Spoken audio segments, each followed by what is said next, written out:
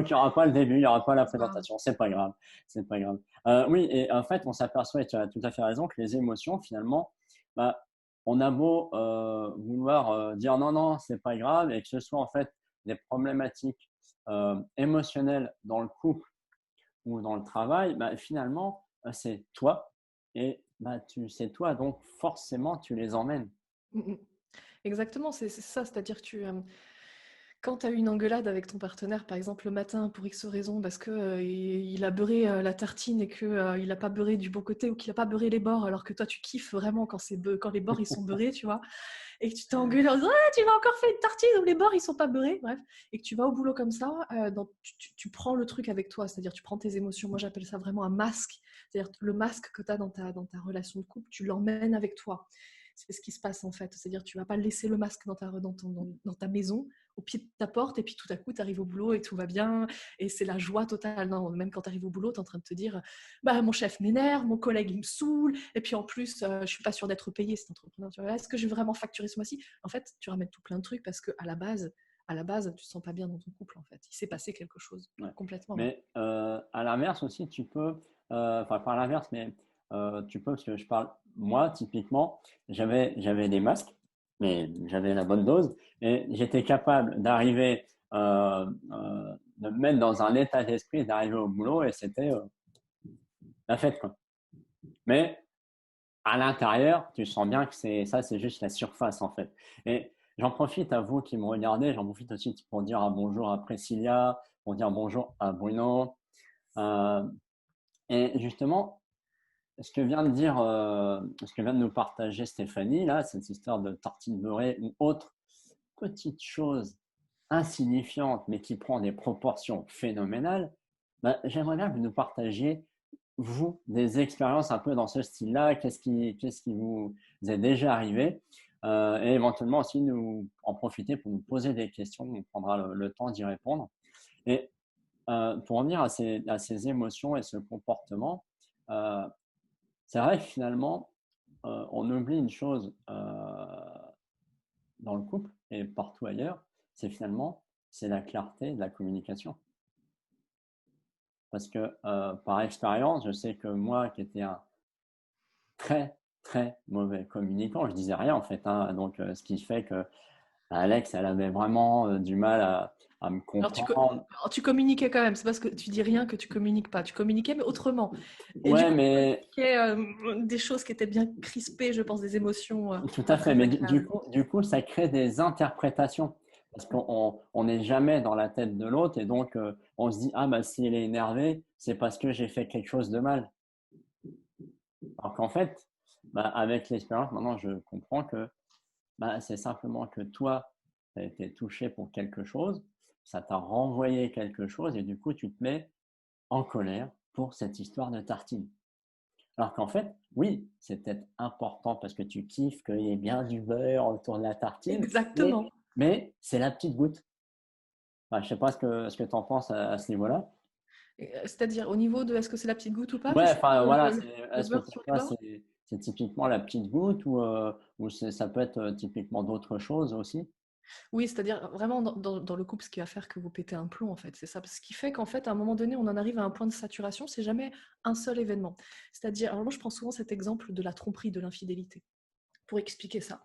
C'est-à-dire, à un moment donné, on a souvent des couples en fait qui finissent par péter un plomb ou rompre parce qu'il y a eu un cas de tromperie dans le couple. C'est-à-dire, il y avait eu vraiment l'un des deux qui a trompé l'autre, quoi, qui a été infidèle. Et très souvent, c'est je romps, je veux quitter mon partenaire parce qu'il a été infidèle ou elle a été infidèle, peu importe. Le truc, en fait, c'est pas ça. C'est pas l'infidélité en fait qui mène à la rupture. En fait, c'est toutes les petites choses qui a mené à l'infidélité qui finalement mènent à la rupture. C'est toutes ces petites choses. Et toutes ces petites choses, on ne le voit pas en fait tout au début. C'est ça en fait le plus grand piège dans le couple, c'est que il y a un petit truc qui va pas aller et on va prendre sur soi parce que c'est juste un petit truc. C'est un peu comme si on avait un sac à dos et puis on a un petit caillou là dans les mains, c'est un petit truc qui est pas très agréable. Puis on se dit c'est juste un petit caillou. Allez hop, on le met dans le sac à dos, donc on prend sur soi. On le met dans le sac à dos. Puis le lendemain, il y a un autre petit truc. On se dit c'est juste un petit truc et on le met dans le sac à dos, etc. Mais t'imagines maintenant tout ton sac à dos, comment il est avec tous ces petits trucs mis bout à bout, de jour en jour, de semaine en semaine, d'année en année. Je veux dire, à un moment donné, c'est normal que tu dises juste, mais juste, j'en peux plus dans ce couple, quoi. C'est juste plus possible. Et à ce moment-là, tu dis, c'est parce que c'est plus possible que j'arrête. C'est-à-dire, c'est parce qu'il y a eu le dernier petit caillou. C'est à cause de ce dernier petit caillou. Mais non, ce dernier petit caillou, c'est juste la limite que tu as dépassée, en fait. Mais il y a eu tous les petits cailloux avant. Et c'est tout ça, en fait. C'est Ouais. tout ça qui ne va pas et qui fait qu'à un moment donné, tu en arrives à péter un plomb et rompre ou péter un plomb tout court, quoi. Ouais. Je me souviens, c'était de mémoire le grand-père d'un copain à l'époque où il y avait les dentifrices, tu sais, en alu, là, donc que tu roulais. Alors, j'ai pas connu ça. Subitement, j'ai l'impression de prendre 25 ans d'âge. Moi, je continue, tant pis, dans mon histoire. Et en fait, il expliquait que dans le couple, c'était pas les gros problèmes. Euh, le problème, les gros soucis, les gros problèmes, c'était justement le fait de mal rouler son tube de dentifrice. Et j'avais adoré je J'adore pense, la ce métaphore. monsieur, il avait 70 ans quand il m'a dit ça. Et ça faisait pareil, ça faisait 50 ans qu'il était marié. Et j'ai trouvé que c'était très sage comme image de partager ça et de dire ça. Et je vois aussi Bruno qui dit effectivement que on parle de communication, mais il y a aussi avoir une bonne écoute des deux personnes, en fait. C'est ça, exactement, parce que la communication, c'est l'écoute, en fait, c'est la même chose. Juste quand même rebondir, mais super Ouais, métaphore, hein, l'histoire du ouais. dentifrice, j'ai beaucoup aimé. Je vais utiliser une autre métaphore, la T'as métaphore raison, t'as du verre d'eau. raison. Alors, ce verre d'eau, il pèse combien à peu près? Je sais Ah, si, pas, si, notez dans le chat et tout. 105, ouais. Moi, je dis rien, là. T'as donné des pistes. Bon, peu importe, mais je sais pas combien il pèse, je suis très mauvaise. Ouais, je 150, sais pas, il doit 200? 150 grammes, 200 grammes, je sais 100 pas. grammes, ouais. Je crois qu'un verre d'eau, c'est 200 millilitres, donc c'est à peu près un peu plus de 200 grammes. Ok, maintenant, ce même verre d'eau, comme ça, tenu comme ça, là, sans le poser, au bout de 2 heures, il pèse combien? Il pèse toujours 250 grammes. Pourtant, pour moi, il pèse pas 250 grammes. Il va peser beaucoup plus lourd. Maintenant, on attend 10 heures comme ça. C'est-à-dire, je garde le verre sans le poser pendant 10 heures. Le verre pèse toujours 250 grammes. Hein. Ça n'a pas bougé. Alors moi, je peux vous assurer que je vais avoir la sensation qu'il pèse, mais genre 1 tonne. Et à un moment donné, je vais être obligée de le poser parce que j'en peux plus. Le couple, c'est la même chose en fait. C'est ce que tu dis, le tube de dentifrice, c'est ça. C'est pas le gros truc qui explose. C'est un petit truc qui pèse pas lourd au début. Et puis finalement, on prend tellement sur soi et on dit pas les choses. Et on n'exprime pas son ressenti. Et ça pèse un peu plus lourd après. Et encore un peu plus après. Et encore un peu plus après. Jusqu'à ce qu'on n'ait plus le choix. En fait, on se met nous-mêmes dans une situation où on n'a plus le choix. On est obligé à un moment donné de poser le verre, de dire j'en peux plus, il y a ça qui va pas, ça qui va pas, ça qui va pas. Sauf que le problème, c'est quand on arrive là, bah, c'est déjà trop tard. Ouais, c'est ça. Et du coup, j'adore ta métaphore de la longévité à ce niveau-là, en termes de combien de temps tu vas endurer ce que tu endures. Et, et c'est fou, c'est qu'on a cette capacité finalement des fois de se dire, je m'en fous, je dirai rien. Et on devient passif et simplement parce que comment dire, par fierté masculine, je parle pour moi, on n'a pas envie de dire, ouais, t'as peut-être un peu raison. Et du coup, plutôt que de lâcher ça pour passer à autre chose, bah, du coup, l'autre s'évertue dans sa position, toi, tu restes dans ta position, mais on n'avance pas. Mm. Et du coup, ça amplifie d'autant ce mouvement. Il y a un jour quelqu'un, un de mes mentors, qui m'a appris que l'ego, c'est ce qui coûte le plus cher dans la vie. Et dans tous les domaines de vie, que ce soit professionnellement parlant, mais aussi personnellement parlant. L'ego, c'est ce qui Et du coûte coup, le plus plutôt que de cher lâcher en ça, termes de conséquences après derrière.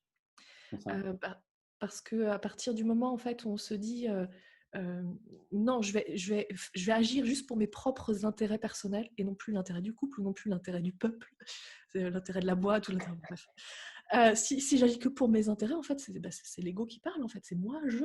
C'est moi je. Tu m'as pas donné la reconnaissance. Bah écoute, moi je te donne rien.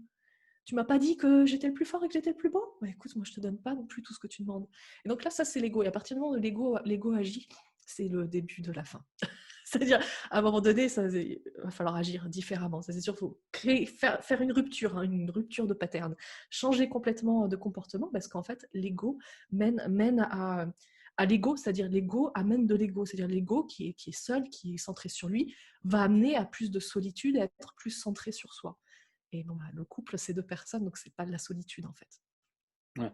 Bah, c'est ça aussi qu'on oublie, c'est que des fois, tu as des gens qui sont un peu ensemble pour être ensemble, finalement, et qui ne prennent pas le temps de s'apprécier et qui switch à une autre relation plutôt que de prendre le temps justement d'échanger, de voir. Et puis quand tu parlais justement de ressentir là, ces émotions, de subir un peu finalement la pression de l'autre, enfin, je le dis avec mes mots, mais en fait, moi je m'aperçois aussi que quand, euh, quand je sais pas, ta femme ou ton mari te fait une remarque, bah, subitement, tu peux partir, ton compteur de pression, il se met à 300%, et toi, tu pars en live, et l'autre, il comprend pas.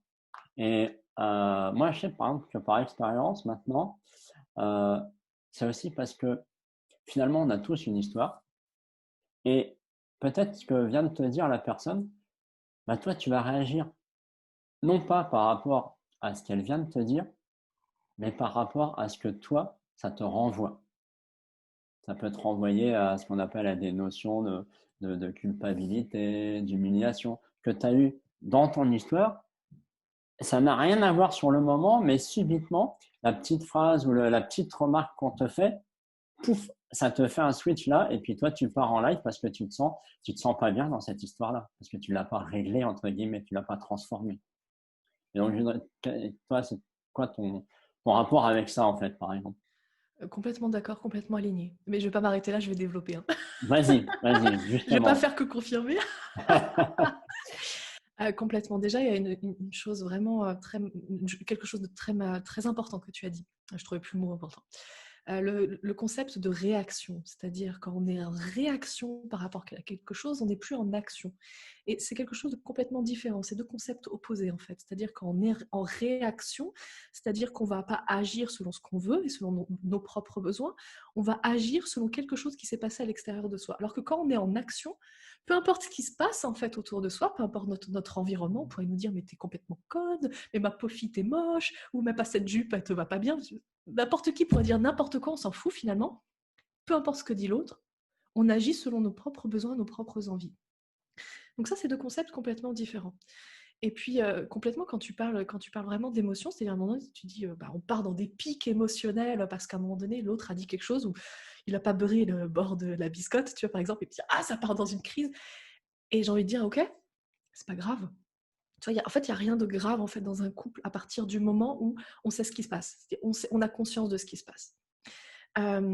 Par exemple, c'est pas parce que je suis coach et que je bosse depuis longtemps sur mes émotions que je fais pas des crises. La dernière crise que j'ai faite, c'était à un moment donné hier, je me suis mise en colère, donc ça m'arrive encore d'être en colère. Je me suis mise en colère parce que bref, il y a une histoire de Airbnb qui veut pas me rembourser parce que j'ai pas pris de photos, puis je peux pas prendre de photos parce que je suis bloquée en confinement. Enfin bref. Donc ça a été très compliqué et je me suis mise en colère et à un moment donné, je me suis pas dit en fait, j'ai pas le droit d'être en colère. Non. L'émotion est primordiale, elle a besoin d'être là. L'émotion, et tu vas valider ma 200%, complètement alignée, quoi. L'émotion, c'est un messager qui toque à ta porte, tu vois, et qui dit hey, oh, il y a un petit truc qui va pas bien là. Entre tes besoins et ce que tu veux vraiment, tu vois, il y a un truc qui va pas. C'est-à-dire ce que tu fais là, ce qui se passe dans ta vie, ce que tu as l'impression qu'il se passe ou ce qui se passe vraiment, et puis ce dont tu as vraiment besoin et ce que tu as vraiment envie. En fait, il y a une différence. Et l'émotion va venir dire ça. Donc, heureusement qu'il y a de la colère dans les couples, heureusement qu'il y a de la tristesse, heureusement qu'il y a de la frustration, heureusement qu'il y a de la rancœur, heureusement qu'il y a de la culpabilité. Maintenant, entretenir ça sur le long terme, ça par contre, ça va nuire au couple. C'est-à-dire, s'il y a de la colère dans le couple, c'est OK. Mais par contre, si vous l'entretenez sur le long terme, c'est-à-dire si vous mettez du diesel dedans, c'est-à-dire du fuel, si vous jetez au feu, je ne sais pas comment dire, des bûches au feu pour que ça alimente encore plus le feu, ça c'est de votre responsabilité. C'est-à-dire que vous faites le choix en fait de dégrader le couple à ce moment-là. Mais c'est pas la colère qui est là parce qu'il s'est passé quelque chose et parce que vous êtes humain et parce que vous avez un passé et que vous avez encore des trucs qui sont rattachés au passé parce que vous n'avez pas tout transformé parce que je répète vous êtes humain. C'est pas ça qui va générer le problème dans le couple. Ce qui va générer le problème, je le répète, c'est est-ce que vous entretenez ça ou est-ce que vous lâchez prise en disant ok, l'émotion est là, je comprends, qu'est-ce que j'en fais maintenant? Qu'est-ce que je fais de cette émotion? Je l'entretiens ou pas? Et donc, je décide de la transformer en quelque chose de plus sympa. Non, tout à fait. Et c'est vrai que par rapport à ce que tu disais, c'est on entretient, mais il y a aussi le, le fait de, comment dire, de l'interprétation qu'on en fait. Et c'est vraiment, c'est aussi tu parlais d'émotion, justement, l'intérêt, c'est de laisser l'émotion prendre sa place. Et souvent, et moi j'étais grand spécialiste de ça pendant de nombreuses années, c'est maintenant l'émotion, elle est là, elle me casse les pieds et je suis poli, je vais m'asseoir dessus tranquillement, voilà, je vais bien la tasser là, et je veux surtout pas la ressentir. Et en fait, tu t'aperçois que ça, c'est le plus mauvais comportement. Et tu disais, quand tu as répondu là, tu disais, oui, c'est pas parce que je suis coach dans ce domaine-là que je me mets pas en colère. Oui, et tu as raison, si tu te mets en colère, mets-toi en colère, mais le gros avantage, c'est que tu as l'expérience pour dire, OK, ma colère, elle est là, voilà, c'est par rapport à ça, allez, comment je passe à la suite? C'est comment, qu'est-ce que j'en fais? Et tu as deux options, c'est, ouais, je l'embrasse, je lui dis merci d'être là, c'est gentil, j'ai plus besoin de toi, on passe à autre chose. Ou alors, tu l'embrasses pas, mais tu lui tapes dessus et tu lui tapes dessus et du coup, bah, elle prend de l'ampleur plutôt Alors que. la colère, tu l'embrasses pas, hein. Ah si, La si, si, colère, si. quand elle est là, tu- Après, après, et puis après. après elle passe. Ah, non, mais après, tu l'embrasses parce que si elle est là, c'est parce que bah, finalement, elle te rend service. Oui. C'est parce que bah, tu te sens impuissante là, par rapport à ton truc d'Airbnb. Du coup, tu te dis, je vais pas être remboursé, ça me casse les pieds. Ok, mais aujourd'hui, tu peux rien y faire. Donc, tu as le choix de dire, allez, je passe 15 jours en colère, enfin, jusqu'au confinement, à la fin du confinement, à être en colère. Là, je te dis, bon courage. Ou alors, tu as dit, ok, qu'est-ce que je peux faire en attendant? C'est ça. Du coup, c'est pour ça que je dis, t'embrasses ta colère parce que les émotions, qu'elles soient désagréables ou agréables, finalement, elles sont là pour te rendre service. Et en même temps, je pose la question que nous propose Bruno, qui est de dire, pourquoi cachons-nous les petits problèmes, ne serait-ce pas à cause de la méconnaissance de soi? Alors oui et non, oui et non. Pour moi, vraiment, c'est plusieurs sources. C'est-à-dire quand il y a une conséquence, il n'y a jamais qu'une seule source. Il y a toujours une multitude de plusieurs sources. Donc ça peut être la méconnaissance de soi, comme par exemple aussi le manque d'estime de soi. Et par exemple aussi le manque de confiance en soi. Et ça peut être tout plein de choses en fait qui amènent en fait une personne à ne pas dire. Quand on ne dit pas ce qu'on ressent, c'est une forme de mensonge en fait, hein. C'est omettre quelque chose consciemment, délibérément ou inconsciemment. C'est quand même mentir, c'est la définition même du mensonge. Donc, et mentir, je rappelle que mentir, c'est ne pas être honnête. Donc quand une personne n'est pas honnête, en fait, il y a une multitude de raisons en fait derrière tout ça. Est-ce qu'elle a peur que l'autre s'énerve et la rejette? Est-ce qu'elle a peur de se sentir blessée? Est-ce qu'elle a peur de se sentir critiquée, jugée? Euh, Tellement de choses après derrière. Est-ce que ça répond Ouais. à la question? Oui. Bah, Bruno va nous dire si ça répond à sa question. Mais c'est vrai que finalement, dans l'émotion comme ça, en fait, bah, tu as parfois envie de. Je me suis perdu dans ma tête d'ailleurs, tiens. Euh, donc, on va passer à autre chose. Je sais plus, je sais plus. Ah, c'est pas grave. Mais moi, Euh, ça tombe bien, moi, je voulais rebondir sur un truc, mais ça m'est sorti aussi de la oui, tête. attends, c'était. Ah, mince, alors, cette fois. Ah oui, c'était sur l'exemple de la colère, là-dessus. Je voulais vraiment rebondir là-dessus Ouais. parce que on parle souvent de la colère et c'est intéressant, comme tu dis, d'embrasser pleinement la colère. Parce qu'il y a cet acte d'embrasser pleinement et en général, on associe l'embrassade vraiment à quelque chose de doux. Et la colère, quand tu dois la vivre, c'est-à-dire quand l'objectif de l'émotion, c'est de la vivre, hein, on est d'accord. C'est Mm. pas de la mettre de côté, comme tu dis si bien. C'est pas de s'asseoir. Tu dis s'asseoir dessus, moi je dis planquer le bullshit sous le tapis. Moi j'appelle ça comme ça. Chacun son image. Chacun son image. Donc l'objectif, c'est pas de planquer le bullshit sous le tapis parce que tu sais quoi, au bout d'un moment, déjà tu te prends le pied, pied dans le tapis parce que bah, le tapis fait des bosses. Puis au bout d'un moment, le bullshit, ça sent tellement mauvais et tu t'oublies que tu l'as planqué sous le tapis, donc ça pue. Et puis après, bah, voilà. Mm. Donc l'objectif, c'est pas ça. C'est vraiment de vivre pleinement le truc. Et le challenge dans la colère, c'est que c'est pas une petite embrassade en fait, c'est la vivre pleinement. C'est-à-dire la colère, bah, voilà, si tu dois frapper, tu frappes pas quelqu'un. Mais si tu dois frapper un coussin, tu frappes. Moi, je sais, j'ai développé un truc. Parce que ça fait longtemps aussi que je bosse sur moi et que je travaille aussi à développer ce muscle émotionnel de réagir tout de suite, plutôt agir, c'est-à-dire agir dans le cas d'une émotion qui arrive. Je sais que dès que je suis en colère, il y a plusieurs choses. Soit je mets mes chaussures et je vais courir dehors, pas longtemps, mais je fais pas de l'endurance. Je fais vraiment, je cours vite, expulser. Soit je fais des pompes et des abdos. Je peux vous assurer, j'en fais pas beaucoup. Très vite fatiguée en fait et essoufflée, mais c'est parfait, c'est exactement ce qu'il faut. C'est J'ai parce que besoin d'être. t'es pas assez souvent en colère. C'est ça. Si tu veux, on peut t'aider, là, on peut demander à la communauté qu'elle te mette un peu en colère là, pour t'aider un peu et que tu fasses tes abdos. Oui. Hein. Il faut quand même faut quand même en faire beaucoup pour me mettre en colère.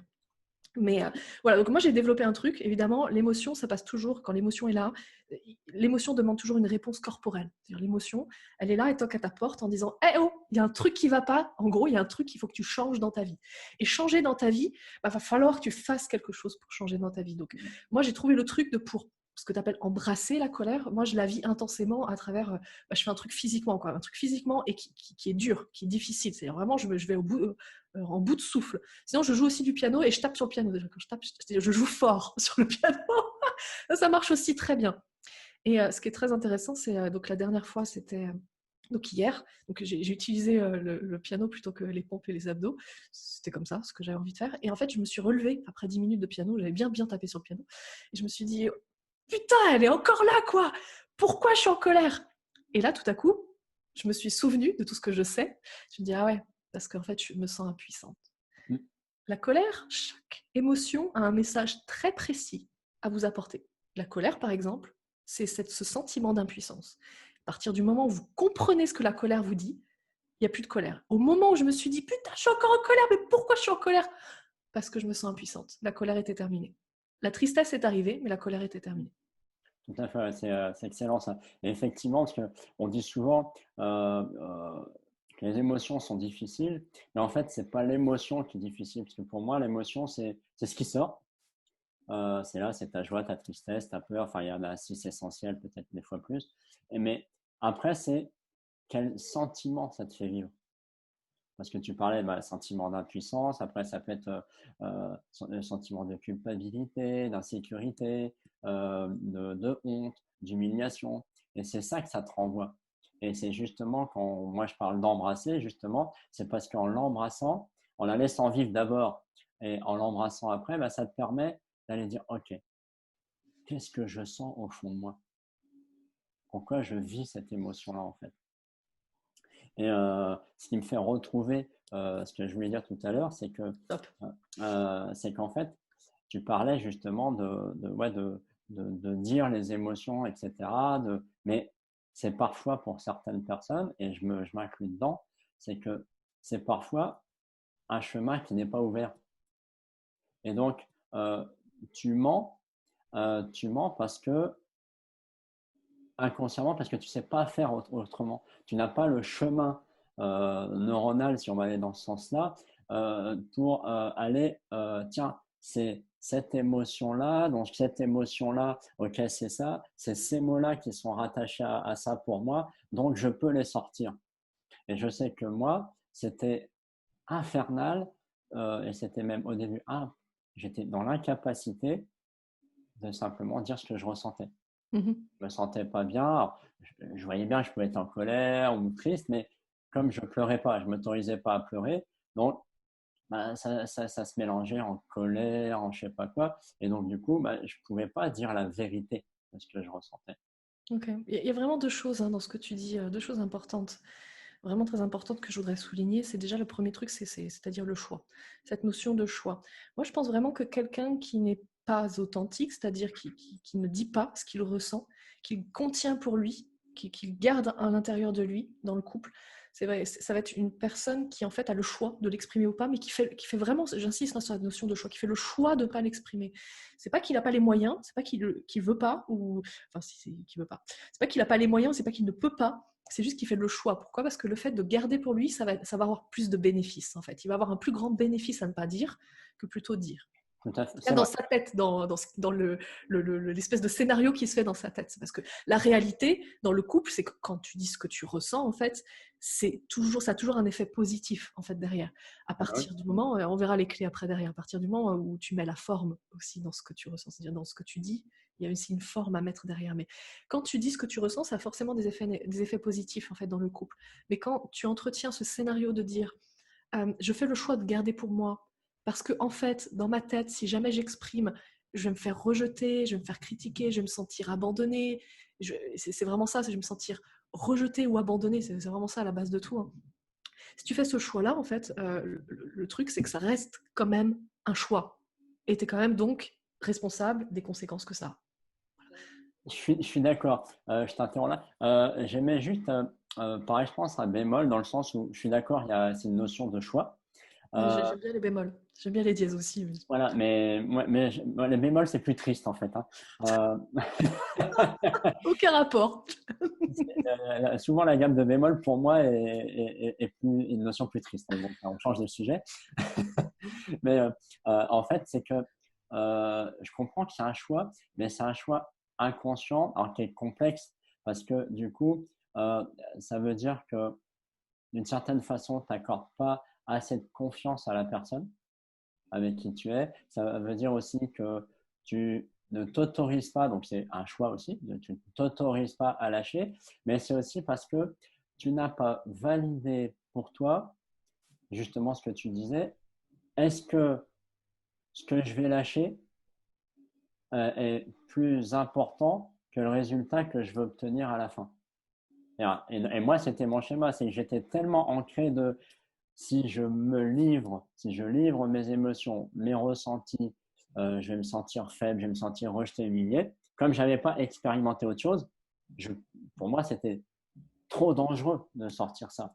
Mais ma responsabilité, elle intervient dans ces cas-là, de dire, OK, je suis souvent dans cette position-là, ça serait peut-être bien que je change et que je prenne un coach, un thérapeute, peu importe, mais que j'aille dans ce chemin du changement. Mm-hmm. Pour moi, là, le truc. Et on parlait justement d'évacuer la colère. J'ai Christelle qui nous dit faire la vaisselle, astiquer les meubles, trier, jeter, ranger, c'est ma façon de transmettre dans la matière de ma colère. Grave, moi je t'encourage, hein, Christelle, continue. Enfin, si c'est ta façon à toi d'évacuer, tant que tu lances pas les assiettes sur ton partenaire, je veux dire, tout va bien. Voilà. Ok. Du coup, toi, quels sont si tu avais, pour commencer, une clé à nous partager sur justement éviter ces baffes émotionnelles qu'on peut avoir dans le couple. Juste une clé. Pour l'instant, une première. Ok, c'est ça qui va être dur. La première clé que tu dirais, bah voilà, s'il y avait une chose à faire, il faudrait que tu commences par ça. Pour moi la première clé, alors j'ai plutôt le... Donnez pas forcément, ouais, ça va être dans l'ordre chronologique. Donc, la première clé, ça va être vraiment ce que j'appelle ne pas cracher son feu sur son partenaire. C'est-à-dire quand on a des émotions, quand voilà, tu es en face de ton partenaire ou pas, ou peu importe, ou tu es éloigné de lui physiquement, géographiquement, peu importe.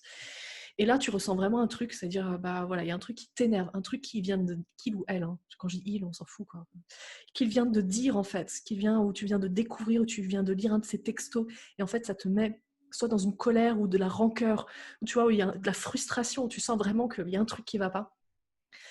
La pire chose à faire, c'est de déverser tout ça. C'est-à-dire, la pire chose à faire, c'est de communiquer maintenant tout de suite. Pourquoi ? Parce que ça, ce qui t'arrive, ça t'appartient. Ça ne lui appartient pas. C'est-à-dire, comme ce qu'a dit Patrice tout à l'heure, c'est exactement ça. C'est-à-dire, ce qu'il va faire ou ce qu'il va dire, si ça te met dans un état émotionnel un peu compliqué, un peu fou, un peu genre tu vas vraiment cracher son feu, quoi, vraiment ça, c'est parce que ça a en lien avec quelque chose de ta vie à toi. C'est quelque chose qui reflète une partie de ton passé ou une partie de toi pour lequel tu n'es pas encore OK, que tu rejettes, que tu n'as pas envie, qui est encore douloureux, qui n'est pas encore transformé, qui n'est pas encore OK. Et en fait, ça n'a rien à voir avec ton partenaire. Donc, juste déverser ton flot d'émotions sur ton partenaire, ça va être la pire chose à faire. Parce que là, ça va être engueulade sur engueulade. Alors ça, c'est le crescendo. C'est le début du crescendo, en fait. Et après, où s'arrête le crescendo ? Jusqu'à ce qu'il y ait le premier qui arrête, qui décide que, OK, on va arrêter ça, ou alors jusqu'à la rupture, quoi. Ouais. Donc, vraiment... merci pour cette clé, Stéphanie. Et c'est vrai que ça, moi, je me souviens que c'était les premières choses que je faisais. Tu déversais ça, ou tu crachais le feu ou déversais sa merde, hein, on peut dire les choses c'est parce que, en fait, sur le coup, je me sentais agressé, parfois pour rien du tout. Hein. Des fois, c'était tiens, t'as pas rangé ça. Et puis moi, bah, sur le moment, je me sentais rejeté, je me sentais pas aimé. On revient toujours à la même chose. Et moi, c'était. Et puis, hop, et On puis dirait une bah, mitraillette, tu sais. Pop, pop, pop, c'est pop, ça, pop. c'est ça. Et tu connais un peu Alex, bah, ça partait en live aussi de son côté. Et, c'était la fête du slip, mais pas dans le bon sens, comme on dit.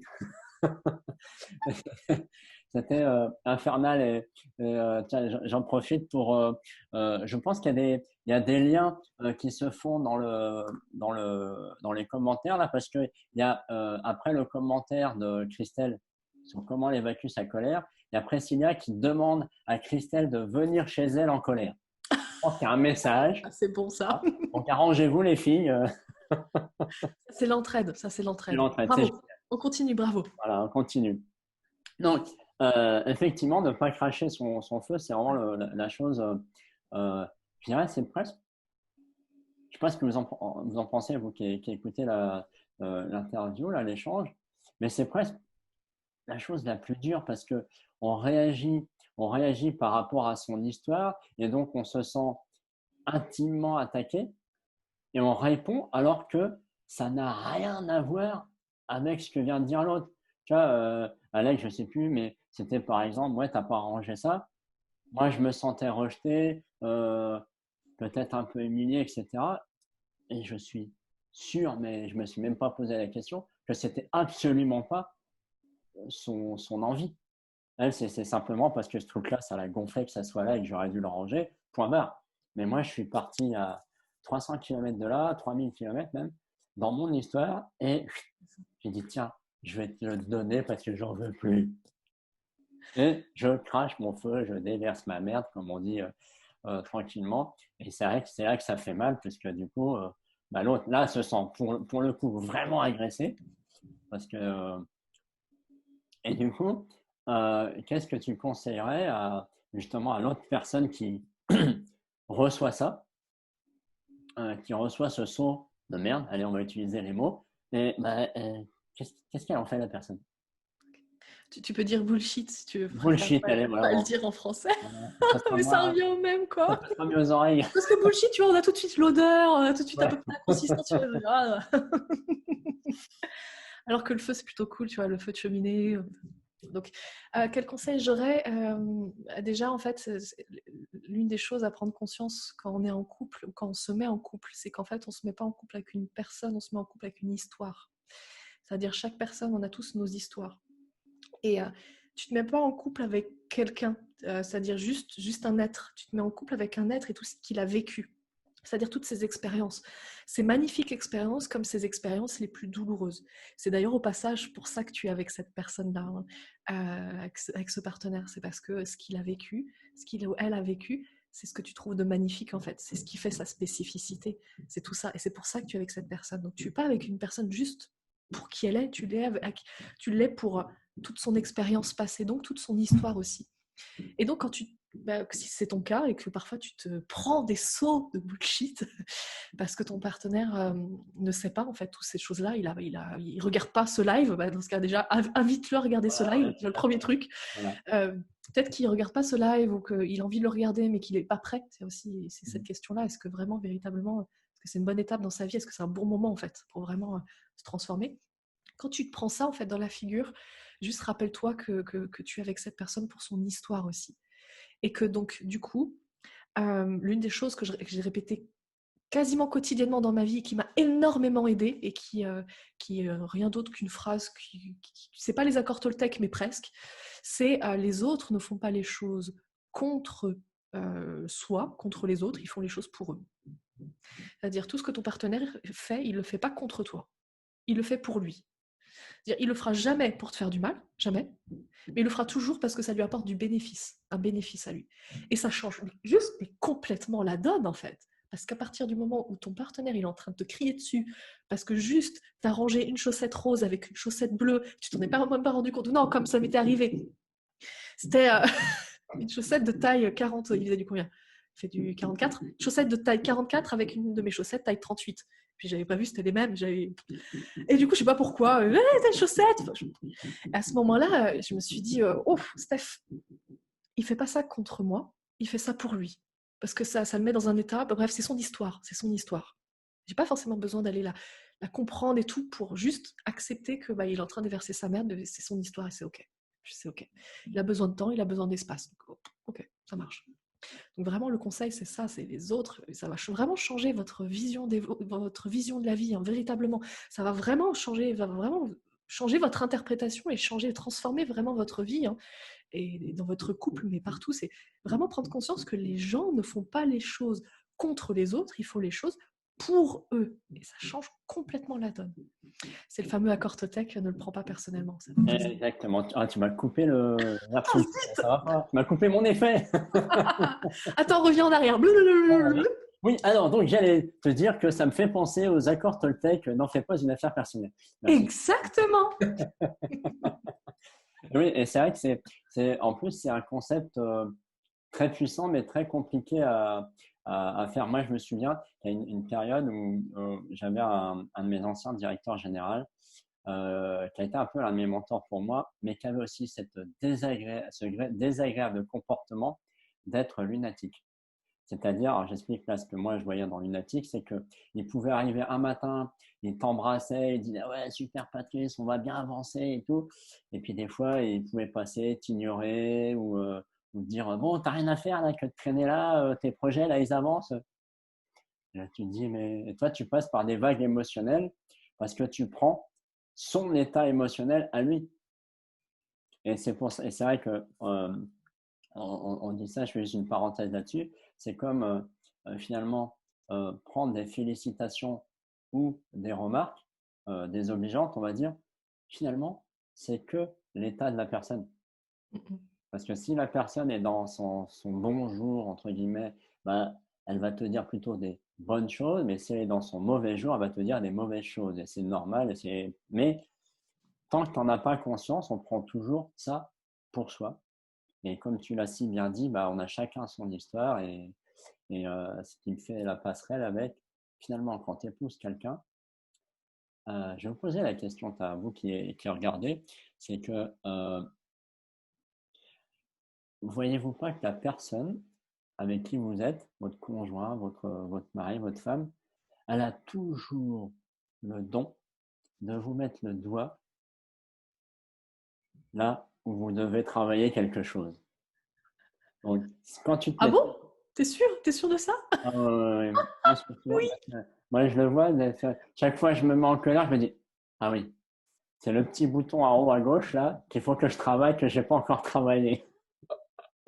Okay. Et il y a vraiment... donc j'en prends. Ouais, vas-y. Du coup, je te coupe, pardon. En fait, je vais rebondir dessus, donc peut-être que tu vas finir ta phrase. Non, c'était bon, c'est bon. Okay. Il y a vraiment une raison pour laquelle on se met avec le partenaire avec qui on se met. C'est pas un hasard, mais bon, vous vous doutez, hein, vous devez savoir que c'est pas un hasard. Rien n'est hasard dans la vie. On pourrait, par exemple, croiser quelqu'un dans la rue et puis il y a des personnes qu'on ne voit pas et des personnes qu'on remarque. Et c'est pas un hasard. C'est pas juste parce que la personne arrive en face de soi, donc on la remarque, mais quand elle est légèrement décalée, on la remarque pas. Non, c'est qu'en fait, on va filtrer. On filtre. Et il y a une raison en particulier pour laquelle on va être avec le partenaire avec qui on est aujourd'hui. C'est un choix qu'on fait, un choix qui est en général à 95% du temps inconscient. C'est-à-dire, on croit choisir sur des critères, mais en fait, ce sur quoi on choisit notre partenaire, c'est selon la blessure qu'il porte. Donc on va choisir quelqu'un qui porte la même blessure, mais qui l'aborde d'une façon différente. Pourquoi? Parce que en tant qu'être humain, et si on a une part spirituelle, mais même si on n'a pas de part spirituelle, c'est pas grave, je peux quand même l'expliquer comme ça. En tant qu'être humain, on est vraiment là pour grandir, pour évoluer, en fait, pour vraiment transcender les choses. J'aime bien ce mot, j'aime bien le mot transcender. C'est vraiment pour transcender les choses, c'est-à-dire partir d'un point A et arriver à un point B, et sachant que le point B va faire qu'on est une meilleure personne par rapport à nos propres yeux que le point A. Et le truc, c'est que donc, quand on arrive au monde, on va vivre des expériences qui sont, donc, je vous ai dit, parfois agréables et puis parfois très, très, très désagréables, très douloureuses. Et ces expériences très douloureuses, on les garde à l'intérieur de nous. C'est un peu comme un signal d'alarme, en fait, que notre système nerveux garde. Pourquoi? Parce qu'on a expérimenté dans notre passé que quand il se passe ça, c'est dangereux, on risque de mourir. En gros, c'est ça.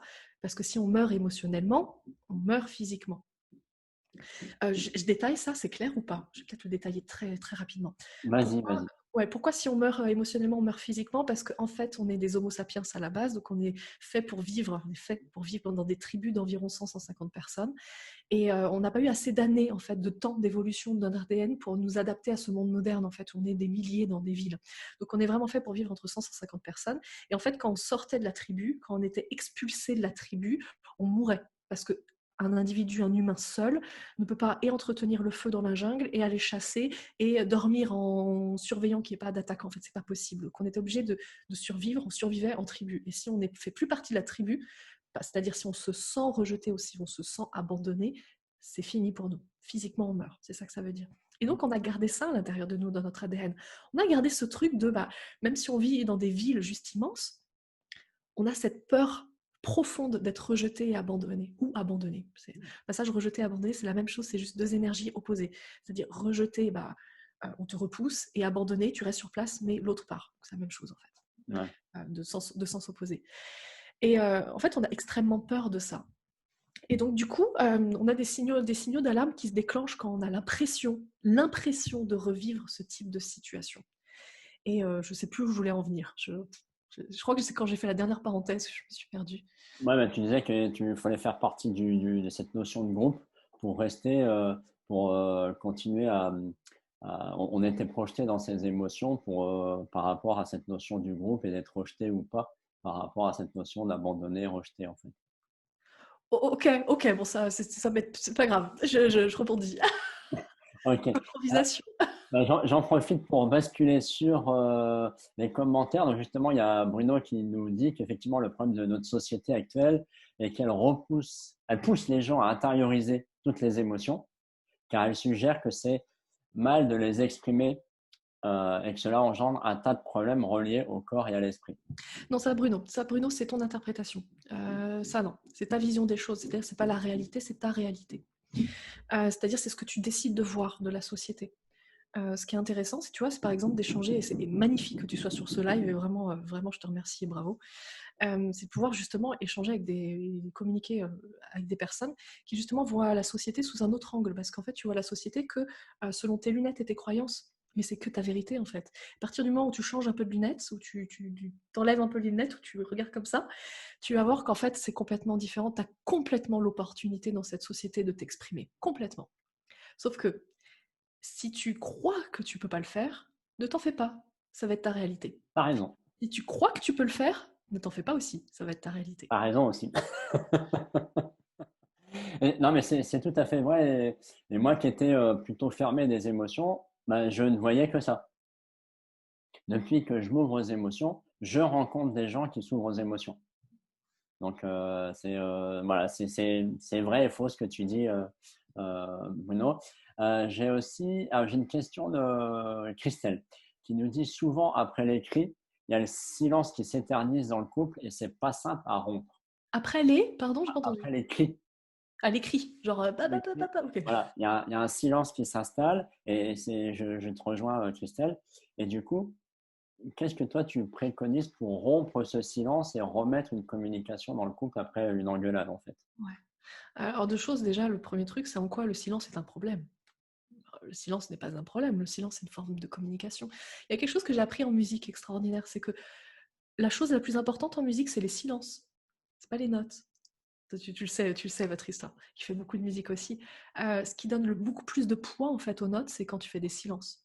Donc le silence n'est pas un problème. Par contre, là où ça devient un problème, c'est quand vous voulez communiquer et que vous vous autorisez pas à le faire et que vous continuez donc le silence.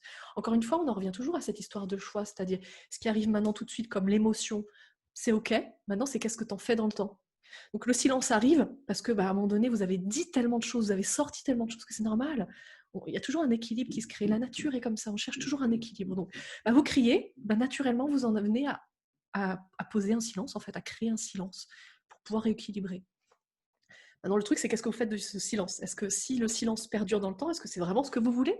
Ou est-ce que vous voulez recommencer à communiquer? Donc, si vous voulez vraiment rompre ce silence au bout d'un moment, tout en acceptant totalement le fait que le silence existe et que c'est ok d'avoir un silence après une engueulade. Le meilleur moyen, c'est, encore une fois, c'est pourquoi, pour quelle raison, en fait, vous ne rompez pas. Bon, je vais parler de toi, là, Christelle, parce que du coup, c'est toi qui regarde, qui écoute. Pour quelle raison tu ne rompes pas ce silence? Est-ce que c'est par ego ou pas? Et bon, bah, la réponse est en général par ego. C'est-à-dire, si tu as vraiment envie de quelque chose, mais que tu ne le fais pas, qu'est-ce qui t'en empêche? Parce que tu te dis oui, mais non, parce que j'ai envie d'avoir raison. Oui, mais non, parce que si je romps pas le silence, si je romps le silence, est-ce que finalement il va pas me rejeter? Donc tu fais un choix par peur. Un choix par peur amènera toujours de la peur. Un choix par cœur amènera toujours de l'amour. Ou par amour, peu importe. Donc on a toujours le choix en fait. Est-ce qu'on fait un choix par peur ou est-ce qu'on fait un choix par cœur? Et la peur amène la peur, le cœur amène du cœur. Donc en fait, si on fait un choix, parce que vraiment on se dit, bah, moi j'ai vraiment envie de recommuniquer, j'ai vraiment envie de rompre ce silence, parce que ça me pèse. Parce que là, le choix qu'on a fait de le perpétuer dans le temps commence à me peser. C'est le fameux verre, quoi. Au bout d'un moment, commence à être lourd, quoi. Et même s'il est vide maintenant. Le truc, c'est que le choix que tu fais, en fait, va forcément à un moment donné déterminer la qualité de ta relation de couple. Et on en a parlé plus ou moins, mais je n'ai pas utilisé ce verbe-là, ce mot-là, et je vais l'utiliser maintenant. C'est ce muscle émotionnel, en fait. C'est-à-dire, tu as l'habitude de quoi? Tu as l'habitude de focaliser sur toi, de dire, bah non, moi je tiens bon, c'est ma réalité, c'est ma vérité. J'ai raison, c'est moi qui ai raison, c'est l'autre qui a tort, je tiens bon, je campe sur mes positions, je ne vais pas lâcher. Ok, tu as un muscle émotionnel qui est genre mais flat, c'est-à-dire vraiment comme moi quand je fais des pompes, c'est-à-dire j'en fais 3 puis après c'est tout. Donc, pareil, c'est la même chose. Par contre, ce muscle émotionnel, tu as la capacité de le développer, et plus tu vas le développer, c'est-à-dire plus tu vas être à l'écoute de tes émotions, plus tu vas apprendre à jongler avec elles en fait, et plus tu vas développer ce muscle émotionnel. Et quand tu as un muscle émotionnel bien développé, quand tu es en face d'une personne avec qui tu t'es vraiment grave engueulé, qui est la personne la plus importante de ta vie, avec qui tu t'es vraiment dit, mais avec qui peut-être même tu as des enfants, avec qui tous les deux vous avez créé la vie, ce qui n'est pas rien, putain, on parle de créer la vie, quoi. Et tu t'es engueulé et tu es en train de te dire est-ce que je vais divorcer ou pas parce que là j'arrive à un point de saturation pas possible, ce muscle émotionnel va te permettre de faire le premier pas et d'aller vers l'autre et lui dire quel que soit ce que tu penses, quel que soit ce qui s'est passé, je vais juste te dire que peu importe qui a raison, on s'en fout, je te demande pardon. Et peu importe comment tu réagiras, si tu acceptes mon pardon ou pas, c'est pas grave. L'important c'est juste, je voulais juste te faire savoir que je te demande pardon. Est-ce que c'est bon? J'ai répondu, apparemment. En fait, justement, on a vu tout à l'heure que la clé numéro un que tu partageais, c'est surtout ne pas cracher son feu sur l'autre. Et donc, là, je dirais presque qu'il y a une deuxième clé qui se met en place, où bah, voilà, tu l'as craché, ton feu. Maintenant, tout le monde s'est engueulé.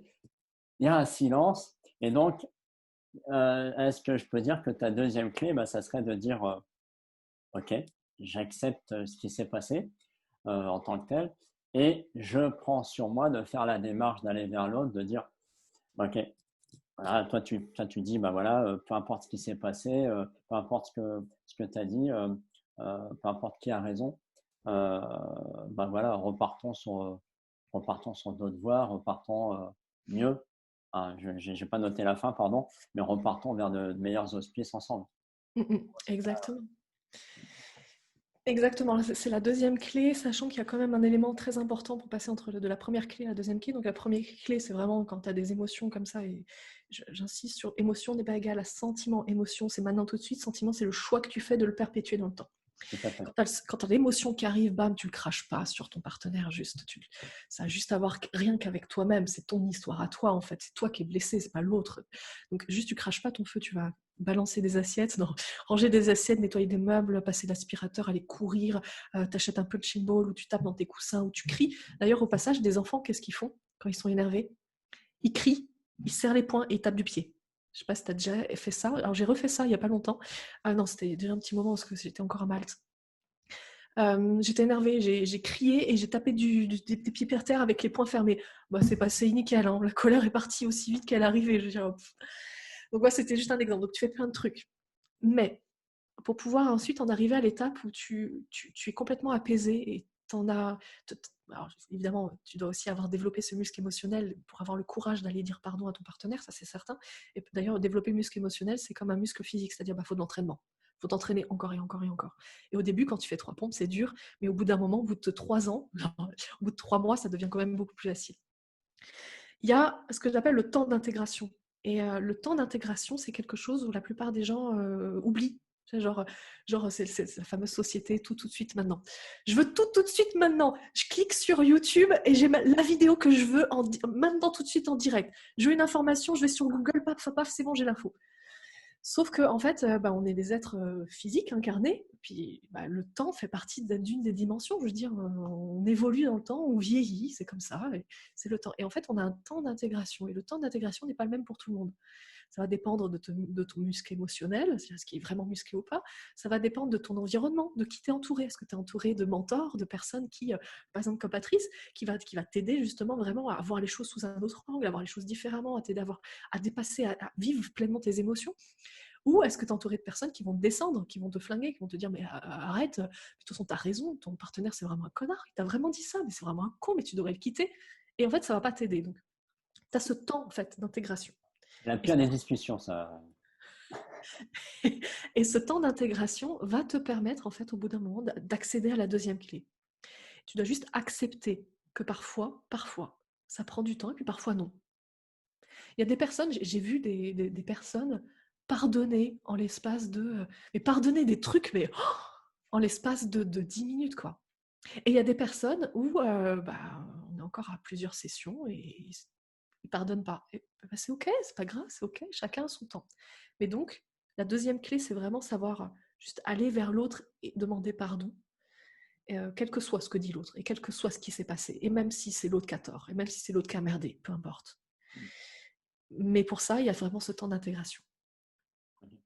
Et moi, je partagerais quelque chose de complémentaire, en fait. Quelque chose que je pratique maintenant de plus en plus, c'est oser montrer sa vulnérabilité. Alors, je vais m'expliquer. C'est-à-dire que lorsque ton conjoint te déverse tout son venin, plutôt que de toi rentrer dans la même chose, parce que souvent c'est ce qui se passe, il y en a, il se passe une petite chose, l'autre il rentre dans sa furie, et toi tu prends tout ça dans la face, et toi tu fais pareil, tu réagis pareil. Et en fait, l'idée c'est plutôt de dire, ok, c'est justement, en fait, d'essayer d'aller plus vite que ça, d'aller plus vite que l'émotion. C'est un peu difficile des fois, mais c'est justement, avec l'habitude, c'est d'intégrer plus rapidement et de dire, tu sais là, ce que tu viens de faire, je voudrais juste te partager comment moi je me sens. Et c'est de dire, bah voilà, tu vois, là, je t'ai fait cette remarque-là, ok, tu as réagi comme ça, c'est ta réaction, je la reçois, ok, je ne la discute pas.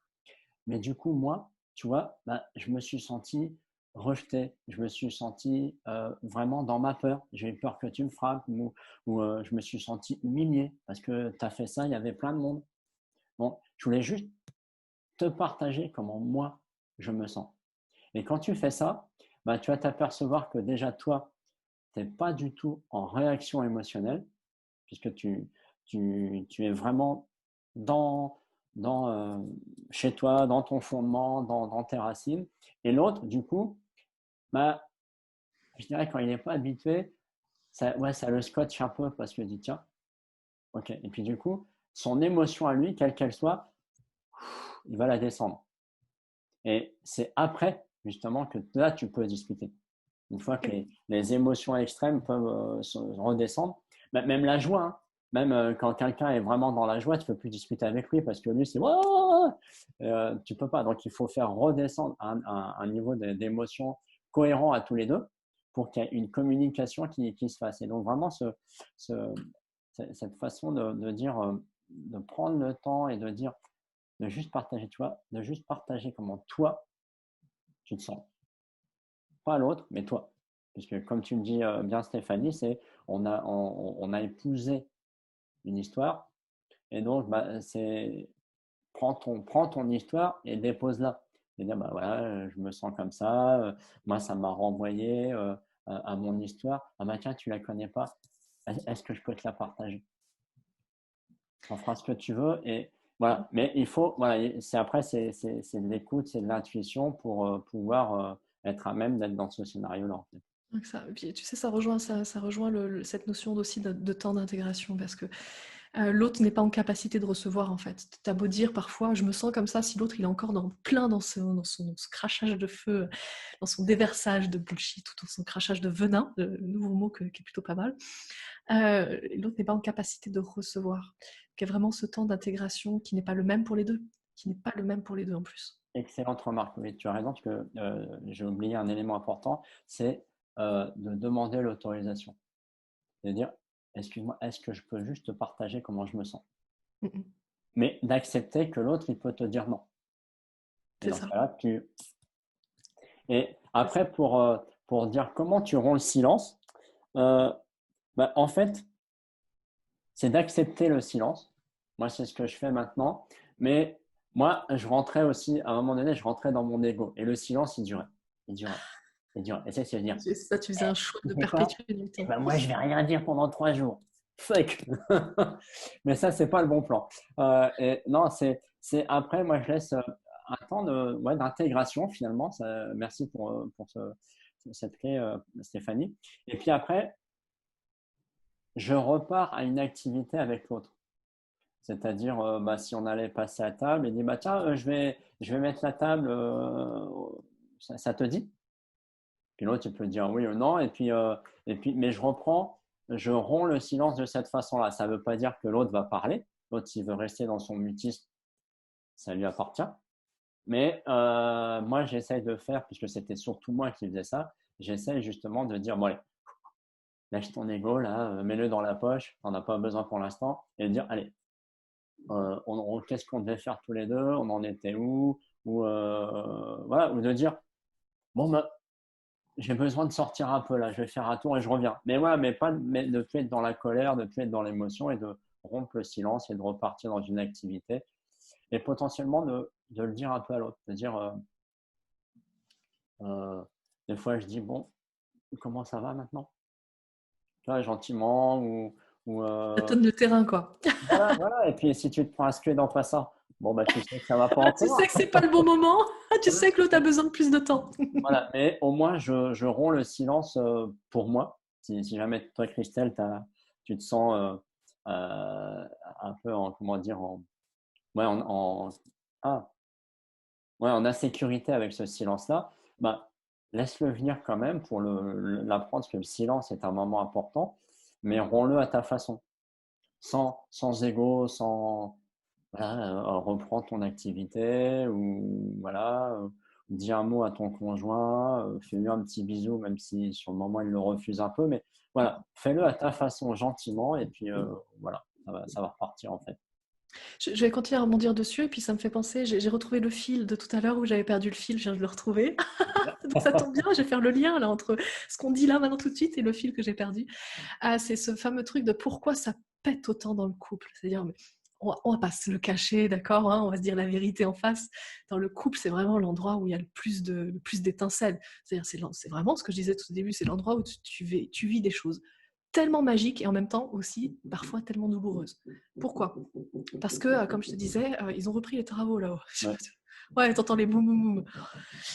Non, en bas en plus, ils sont en bas, ils sont pas en haut, ils sont en bas. Donc en fait, le truc c'est que tu choisis ton partenaire pas au hasard. C'était ça le fil. Tu le choisis pas au hasard, tu le choisis parce qu'il a la même blessure que toi, mais il l'aborde sous un angle différent. C'est pour ça qu'il sait mettre le doigt exactement là où ça fait mal, parce qu'il connaît exactement ta blessure, parce qu'il a exactement la même, mais qu'il y réagit complètement différemment. Donc quand toi, tu es à fond dedans et que tu es en plein dans ta blessure, lui, en fait, comme il y réagit différemment, il n'a certainement pas été touché de la même manière. C'est-à-dire, il n'est peut-être pas dans sa blessure quand toi, tu y es. Parce qu'en fonction de l'environnement, comme vous êtes ensemble et que vous vivez à peu près la même chose, et c'est pour ça, en fait, qu'il connaît si bien et qu'il met le doigt pile là où ça fait mal, parce que c'est comme ça, parce il te connaît exactement. Parce que tu le connais exactement. Donc toi aussi, à chaque fois, tu vas le titiller et appuyer pile là où ça fait mal, parce que tu connais sa blessure, parce que tu as sa blessure. Tu l'as aussi. C'est ça qui est intéressant aussi dans le couple, c'est que on choisit son partenaire pour voir la blessure différemment, l'aborder différemment, pour nous donner toutes les opportunités pour la guérir. C'est vraiment pour transcender cette blessure-là. Donc on va attirer quelqu'un qui a la même blessure, mais qui réagit différemment. Et c'est pour ça qu'on se sent tellement juste pareil que notre partenaire, tellement proche et tellement éloigné. On se sent vraiment comme lui, c'est-à-dire on y a tellement de similitudes, mais en même temps il y a tellement de différences. C'est exactement ça. On a la même blessure, mais on l'aborde différemment. je rigole en même temps que je passe un coup d'œil sur les commentaires et je vois Bruno qui me dit d'un air rigolard, Patrice, tu arrives à faire taire Alex? Pas toujours. Pas toujours. Mais l'objectif n'est pas de la faire. Elle prend sa L'objectif n'est pas place, de la elle a faire bien taire. raison. Et, justement,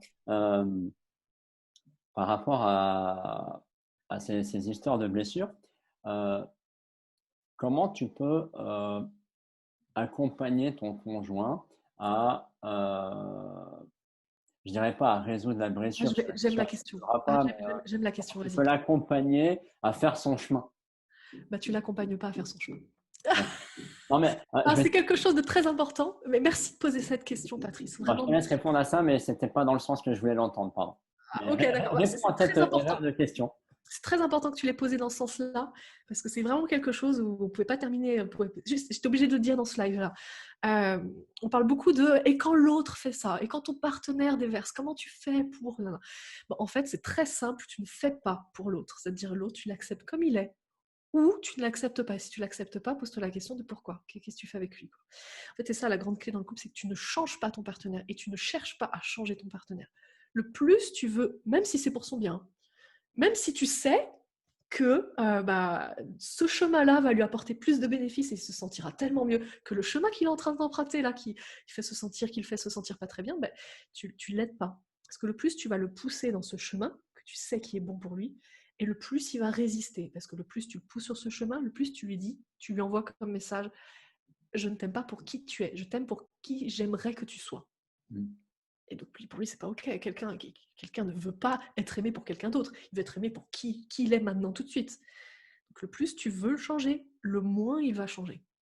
La grande clé, c'est juste, le change pas. Tu as raison, c'est une excellente précision et qui est très importante. Et c'est surtout valable quand tu es coach, je sais quoi je parle, c'est de vouloir coacher ta partenaire. Surtout quand c'est dans la maison. Ou que tu sois même thérapeute ou que tu amènes tes techniques de FT, de machin, de bidule, il n'en voudra pas de toute façon. Non, ma question se voulait, comment tu peux ouais, marcher le terrain ensemble un peu, comment tu vois, accompagner tout en s'accompagnant soi. Enfin, je sais pas comment l'exprimer vraiment. C'est à chacun de faire sa route. Mais finalement, dans le couple est une micro-société et peut-être qu'on peut avancer ensemble. Donc, toi, qu'est-ce que tu conseillerais justement de mettre en place pour, comme tu dis, on a des blessures communes, même si on n'en a pas conscience, mais qu'est-ce que tu pourrais recommander ou pour que les couples finalement communiquent mieux et évite justement de passer à je te crache ton venin, je te pardonne, c'est la joie, puis je te recrache le venin, et justement pour un peu ça, diminuer cette fluctuation émotionnelle. Il y aura toujours des fluctuations dans le couple.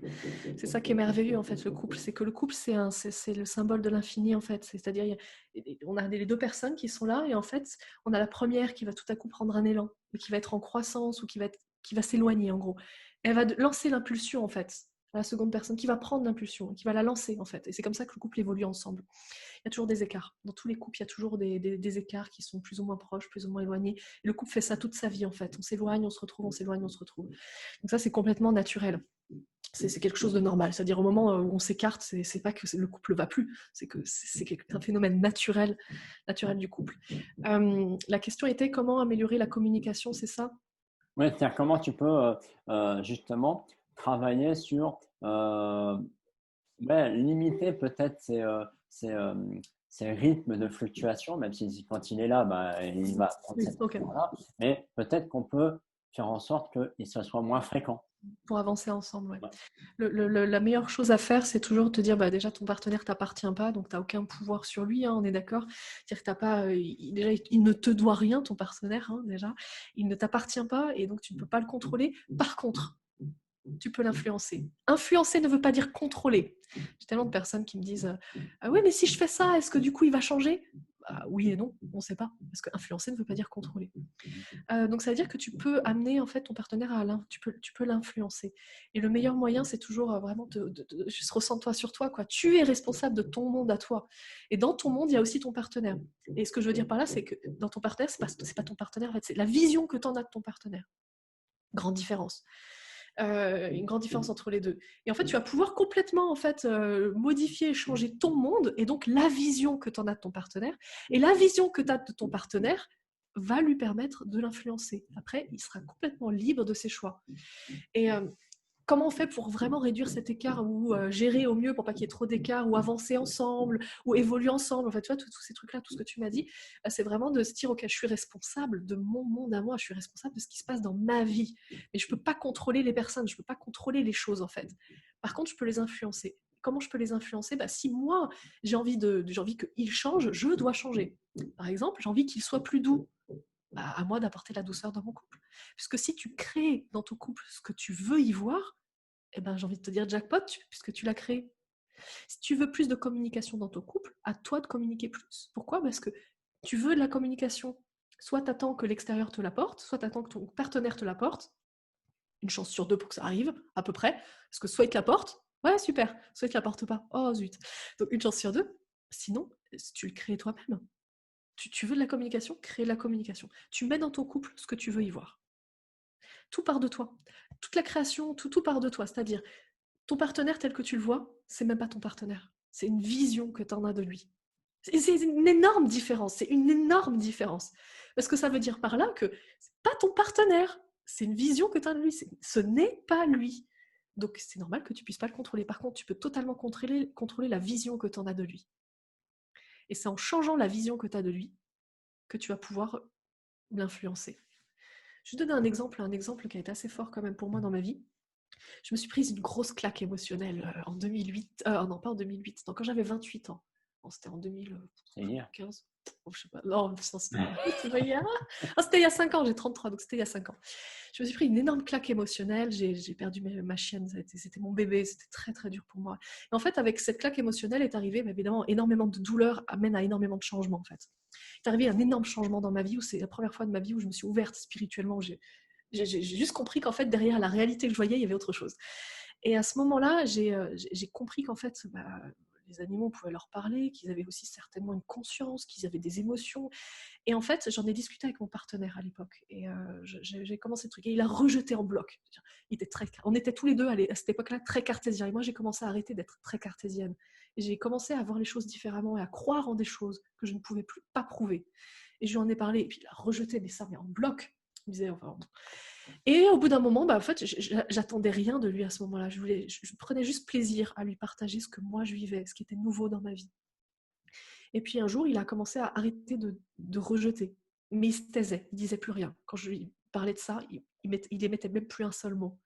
Et puis un jour, alors je sais pas au bout de combien de temps, peut-être au bout de 6 mois, peut-être un peu plus, il m'a dit ah mais tu sais, le chat qui traîne dans le voisinage là et qui passe toujours devant notre jardin sans s'arrêter, on pourrait peut-être lui demander de s'arrêter, on pourrait peut-être commencer à voir pour communiquer avec lui et tout, être gentil, un peu plus sympa avec lui.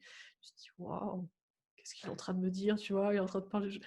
En fait, il avait juste accepté. Pourquoi? Parce que j'ai montré le chemin. Je suis partie et je lui ai dit là, je suis en train d'expérimenter un gros nouveau chemin qui est super chouette où je me sens vraiment bien moi.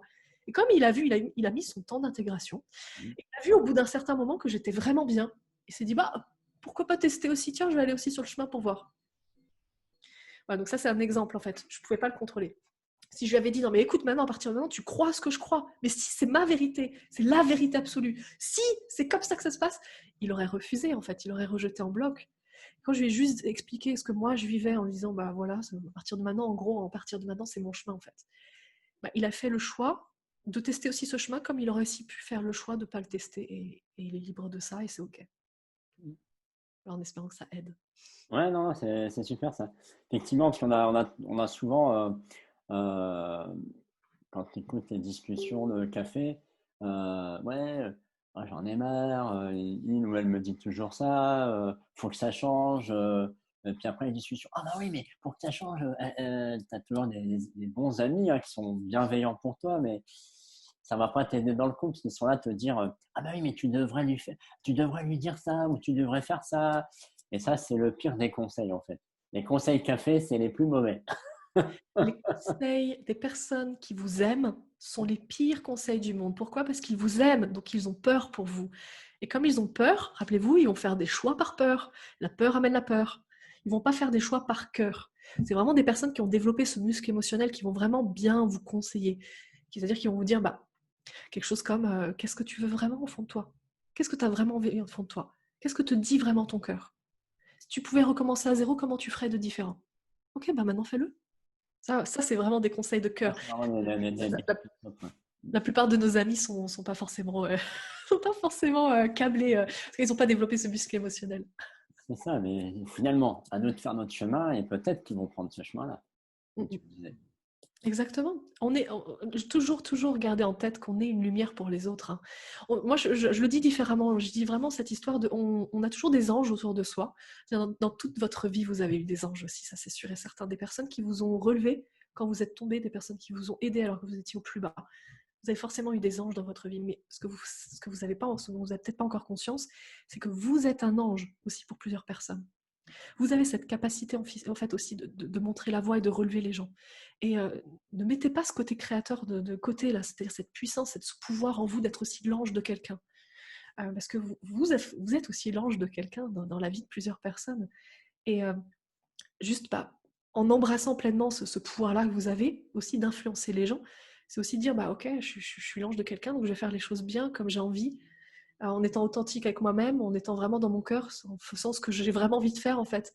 Et comme ça, du coup, je vais influencer et je vais peut-être montrer le chemin. Il y a peut-être des gens qui vont emprunter ce chemin parce que j'aurais ouvert la voie.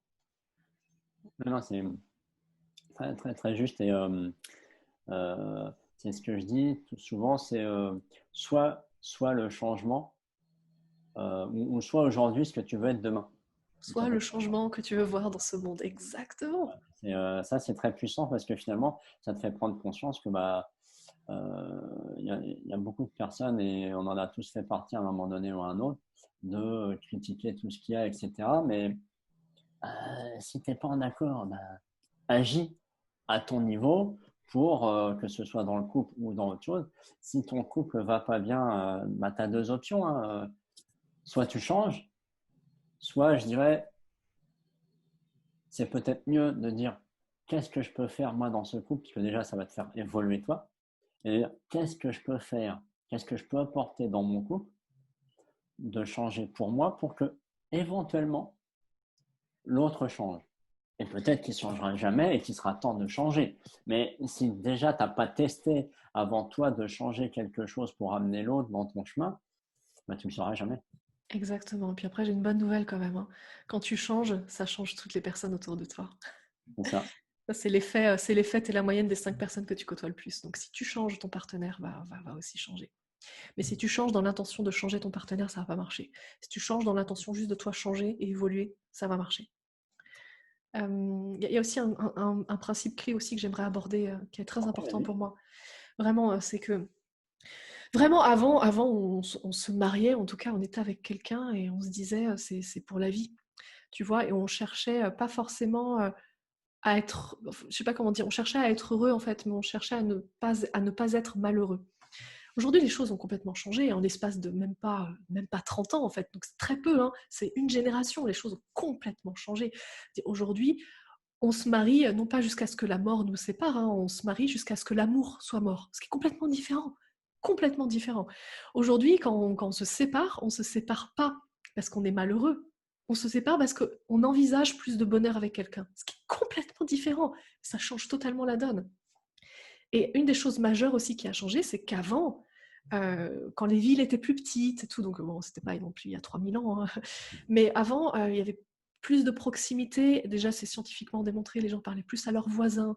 On avait des amis qu'on gardait toute notre vie. Ce qui fait que, en fait, notre partenaire était juste notre partenaire. Là, aujourd'hui, on demande à notre partenaire donc, d'être notre partenaire, d'être un amant extraordinaire, d'être un soutien financier, d'être aussi éventuellement un modèle, un mentor ou un coach quand on a besoin d'un point de vue coup de boost business. Quoi d'autre? D'être meilleur ami aussi. je veux que mon partenaire soit mon meilleur ami. Donc, hop, paf, le poids du meilleur ami. Un père excellent, c'est-à-dire, et puis après, t'en rajoutes plein, bref, un confident aussi. Le problème de ça, c'est que tout à coup, il y a un poids énorme qui s'amasse sur les épaules du partenaire. Et dès que le partenaire, il ne peut pas en fait remplir tous ces rôles-là. Je veux dire, humainement parlant, c'est pas possible d'être tout ça pour la même personne. C'est pour ça que c'est très important en fait d'avoir différents piliers dans sa vie.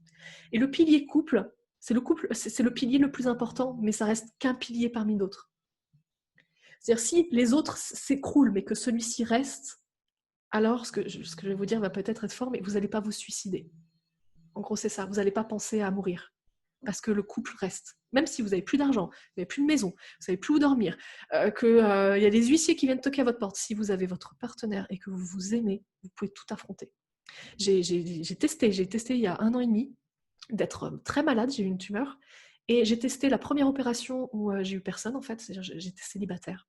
Et à la deuxième opération, en fait, j'étais très amoureuse de la personne de mon ex. Donc je l'ai rappelé, je lui ai dit, j'ai vraiment besoin de toi. Et en fait, il s'est avéré qu'il était encore très amoureux de moi. Donc il est venu à la deuxième opération. Et ben, j'ai vu la différence, mais qui était fondamentale, extraordinaire. La première opération, j'étais dans la peur la plus totale. J'avais extrêmement peur, j'ai eu du mal à m'en remettre, j'ai mis 2 jours à m'en remettre. Enfin bref. Et la deuxième opération, au bout de 2 heures, j'étais déjà debout, j'avais le sourire jusqu'aux oreilles. Je suis arrivée à l'hôpital avec le sourire. On m'a mis la Charlotte, machin, j'avais le sourire. Je me suis endormie. J'ai pleuré de joie et de gratitude dans la deuxième opération. Le pilier couple, ça restera toujours le pilier le plus fondamental. Mais ça ne doit pas être le seul. Parce que si le pilier couple s'effondre, et pourquoi il s'effondre ? Pas forcément parce que vous merdez. Parfois, le partenaire peut décider, c'est son choix, de partir. Pour X raisons, sans que vous ayez rien fait. Et si ce pilier-là s'effondre et que vous n'avez pas mis d'autres piliers à côté, comme ami, collègue, meilleur ami, confident, support financier, qui peut être la banque ou le banquier, peu importe quoi, ou un ami, ou des parents, on s'en fout. Eh ben, si ce couple-là s'effondre, vous effondrez pas. Il y a quand même des personnes qui se suicident par amour. C'est pas rien. Il n'y a pas de personnes qui vont se suicider parce qu'ils ont perdu, je sais pas, je pourrais dire, parce qu'on a coupé leur arbre dans le jardin. Enfin, vous voyez ce que je veux dire ? Ou parce que du coup leur télé marche plus. Ou parce que leur voiture a rendu l'âme. Non, par contre, il y a des personnes qui se suicident parce qu'ils ont arrêté d'aimer, parce qu'ils se sont fait larguer. Donc on en est vraiment à ça, c'est-à-dire ils ont tellement construit un seul pilier et un seul pilier que le jour où ce pilier est parti, ils n'avaient plus rien. Donc, c'est ce que je vous invite vraiment à faire. Aujourd'hui, réfléchissez vraiment. Quels sont les piliers que vous avez développés ? Et est-ce que vous ne misez pas tout sur le même pilier ? Est-ce que vous avez vraiment d'autres piliers, ce qui permet de décharger en fait le poids que vous mettez à votre partenaire et mettre plus de sérénité dans votre couple ? Tout à fait. Ouais. Et ça, c'est excellent ce que tu partages, Stéphanie, parce que c'est valable aussi, par exemple, au niveau pro. Parce qu'on voit souvent, on en voit des gens qui se suicident pour avoir perdu leur boulot. Et c'est parce qu'ils ont mis trop de poids, justement, sur ce pilier-là. Exactement. Et c'est pareil, c'est un poids émotionnel, mais du coup, ils ont. Et en fait, moi, je m'aperçois aussi, suite à différents échanges, que une des raisons, voilà, une des raisons qui fait que des couples se séparent, c'est justement ce manque de communication, ce manque d'écoute. Dans le sens où il n'y a pas que ça, hein. Mais je trouve que c'est un paramètre qui est, moi je me surprends peut-être parce que maintenant j'ai plus de recul, mais des fois tu entends, tiens, pourquoi tu t'es séparé de ta copine, tu vois quoi? Oh, bah parce que si. Ok. Bon, faudrait creuser un peu plus, mais c'était pas l'opportunité. Mais tu sens à la base qu'il y a une écoute ou une communication qui ne s'est pas créée par l'un ou par l'autre. Et du coup, bah, ils voient plus d'atomes crochus, entre guillemets, et ils se disent, bah, de toute façon, l'autre, il m'écoute pas, ou l'autre, il veut pas, il veut plus parler. Et donc, moi, je dirais que c'est vrai que par rapport à toutes les clés qu'on voit, bah, un des points communs, finalement, c'est l'écoute et la communication par rapport de soi, d'écouter ses besoins, de savoir les exprimer, mais aussi écouter ton partenaire, dans le sens où bah, s'il se met en colère, bah, il y a sûrement une raison, mais c'est pas la tienne. Mais savoir écouter ça. Mais c'est vrai que ça demande bah, une expertise. Une expérience, c'est ça, ouais, ça demande de l'expérience. Et, complètement. et Et du ça coup, va pas forcément demander des années d'expérience, mais ça va demander des expériences. On est d'accord? On ne compte pas en termes de quantité, on compte en termes de qualité. tout à fait. C'est-à-dire, si tu as réussi à dépasser une énorme crise dans ton couple, tu vas muscler ton muscle émotionnel beaucoup plus vite que si tu dépasses des petites crises pendant 5 ans. En gros, c'est ça. Complètement, en fait. La communication, c'est pas simplement parler. La communication, c'est savoir écouter. La communication, et je ne vais pas parler juste de communication, parce que communication, c'est vraiment un mot banal, on peut mettre tout dedans. Je parle vraiment de communication consciente. Vraiment cette notion de conscience, c'est-à-dire conscience. Qu'est-ce que je dis?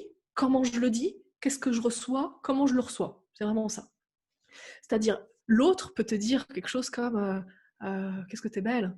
Et puis toi, tu vas dire, putain, pourquoi il me dit ça comme ça? Parce que ça me va pas, parce que je suis grossie, c'est quoi le truc? Toi, tu peux te dire ça. Alors que, donc c'est comment tu le reçois. Et après, l'autre peut te dire aussi, mais comment t'es belle? Et tu sais quoi, si tu crois vraiment que t'es moche, tu vas te dire la même chose. Tu vas te dire, mais pourquoi? Pourquoi il me dit ça? Qu'est-ce qu'il ça? Il y a un truc qui va pas? Donc tu vois, c'est comment vraiment tu reçois les trucs, comment t'écoutes en fait les choses. Et puis aussi, comment tu sais, dans la communication, vraiment, c'est cette notion de quelle question tu poses, c'est-à-dire l'art vraiment de savoir poser une question pour savoir aussi écouter la réponse après derrière. Quand tu poses une question comme par exemple, qu'est-ce qui t'a pris de faire ça? Qu'est-ce que tu veux obtenir comme réponse derrière? Je veux dire, à un moment donné, tu poses une question de merde, bah, tu vas avoir une réponse de merde, et puis avec une réponse de merde, bah, ça va pas aller très très loin. Ça va vite s'arrêter en fait, et ça va vite dégénérer. C'est vraiment cet art de la communication consciente, c'est vraiment cet art de savoir, ok, qu'est-ce que je veux vraiment au fond de moi, comment je me sens vraiment, et puis après comment je le communique à l'autre aussi, puis dans quel but, c'est-à-dire qu'est-ce que je veux attendre, qu'est-ce que je veux de l'autre, est-ce que vraiment j'attends quelque chose ou est-ce que j'attends rien? Mm. Par exemple, une très bonne question, ça sera toujours comment tu te sens? Ça, c'est une très bonne question. Comment tu te sens? Pourquoi? Parce que là, on veut développer l'empathie. On cherche à se mettre à la place de l'autre. Je ne sais pas si vous connaissez, toi tu dois connaître Patrice, euh, cette, euh, cette histoire de bâton de parole, voilà. Ouais. Le bâton de parole, où en fait, le bâton de parole, c'est pas tu passes le bâton à l'autre une fois que tu as dit ce que tu voulais dire. C'est tu passes le bâton au suivant qu'une fois que tu as l'impression, que tu as la sensation que tout le monde a compris, véritablement compris ce que tu voulais dire. Comment on fait pour comprendre ce que l'autre dit? On est obligé d'être à sa place, de se mettre à sa place. Donc c'est développer l'empathie. Et dans le couple, c'est comme tu dis, ce qui fait que les gens se séparent, il y a beaucoup de paramètres, encore une fois. Quand il y a une cause, il n'y a pas qu'une seule raison à tout ça, il y a plusieurs raisons. Mais l'une des raisons majeures, c'est... L'une des raisons majeures, c'est le manque de communication. C'est-à-dire, il y avait vraiment des éléments qui n'allaient pas, qui auraient pu être résolus avec la communication. C'est pas le manque de communication lui-même qui fait que les couples se séparent. C'est par le manque de communication que les couples se séparent. Parce qu'il y avait d'autres problèmes au fond derrière, mais qui auraient Oui, pu être oui, résolus. c'est Vraiment. un élément de surface, je suis d'accord avec toi. C'est-à-dire qu'il y a une cause plus profonde dedans, mais si déjà il y avait Complètement. des échanges, des écoutes, peut-être qu'on aurait pu aborder les sujets de fond. Exactement. Les sujets de fond auraient été complètement abordés. La communication. Et là, comment on fait pour communiquer? Alors, vous connaissez peut-être la CNV, la communication non violente. Alors, j'aime pas ce mot parce qu'il y a marqué non violente dessus. Ça laisse supposer qu'il y a de la communication violente, tu vois, le truc. Non, j'aime beaucoup le principe. C'est toujours basé sur les ressentis, c'est-à-dire comment tu te sens. Il n'y a pas de vérité. Il n'y a pas une vérité unique. Il n'y a qu'une universelle. Il y a juste plusieurs vérités. Il y a ta vérité à toi et la vérité de ton partenaire qui parfois n'est pas la même. Très souvent, dans le couple, il y a donc une personne qui va être plus masculine et une personne qui va être plus féminine. Pas forcément l'homme qui est plus masculin et la femme plus féminine, parfois c'est inversé, c'est pas grave, c'est ok. En général, et dans même grande partie des couples, c'est comme ça, parce que d'ailleurs c'est comme ça que la polarité naît dans le couple, c'est comme ça que l'attirance naît. C'est quand il y a quelqu'un qui est masculin et qui va attirer du féminin, etc. Le masculin ne va pas se comporter de la même manière que le féminin. D'ailleurs, au passage, au niveau du fonctionnement du cerveau humain, c'est scientifiquement prouvé. Le cerveau de l'homme ne fonctionne pas de la même manière que le cerveau de la femme. On ne parle pas d'intelligence, de niveau d'intelligence, ça Oui, n'a je rien à confirme. voir. On parle de, on parle de zones activées. Par exemple, en cas de stress, une femme soumise à un stress va venir. La zone du cerveau qui est activée en premier, c'est la zone de communication. En cas de stress, la zone du cerveau de l'homme qui est activée en premier, c'est pas la communication, c'est l'action. C'est-à-dire, en cas d'engueulade, la femme va communiquer et l'homme ne va pas communiquer, il va agir. Il va agir, c'est-à-dire, je vais m'enfermer dans ma grotte, ou je vais faire un truc, je vais aller bricoler. Voilà.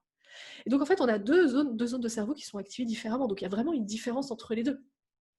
Et ce qui est sûr et certain, et après au niveau de l'énergie, au niveau du féminin et du masculin, c'est sûr qu'il y a une communication qui est complètement différente entre les deux. Juste savoir que votre partenaire ne va pas communiquer de la même manière. C'est vraiment primordial. De dire que la façon dont vous communiquez, vous avez envie de communiquer, ça ne sera pas sa façon à lui de communiquer et d'avoir envie de communiquer. Mais ce n'est pas parce que ce n'est pas les mêmes façons que vous ne devez pas faire. Tout à fait. Et je compléterai par rapport à ce que tu disais au niveau de l'écoute et de faire en sorte qu'il y a une compréhension qui s'est faite. C'est un peu des choses que j'enseigne dans le sens où je me sers un peu aussi d'un autre accord Toltec, c'est ne fais pas de suppositions. Et du coup, c'est d'aller évaluer la compréhension de l'autre.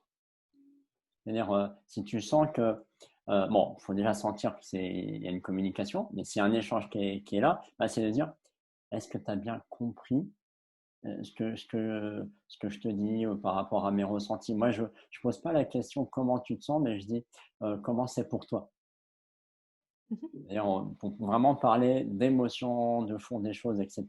Et c'est de bien valider que, euh, comme moi je parle plutôt d'exprimer comment toi tu te sens par rapport à l'autre, ce que tu as ressenti par rapport à la réaction de l'autre, bah, c'est de valider que l'autre a bien compris le message sans qu'il y adhère. C'est pas l'objet, mais c'est de dire est-ce que voilà, est-ce que tu as bien entendu mon besoin, ma problématique par rapport à comment je me sens?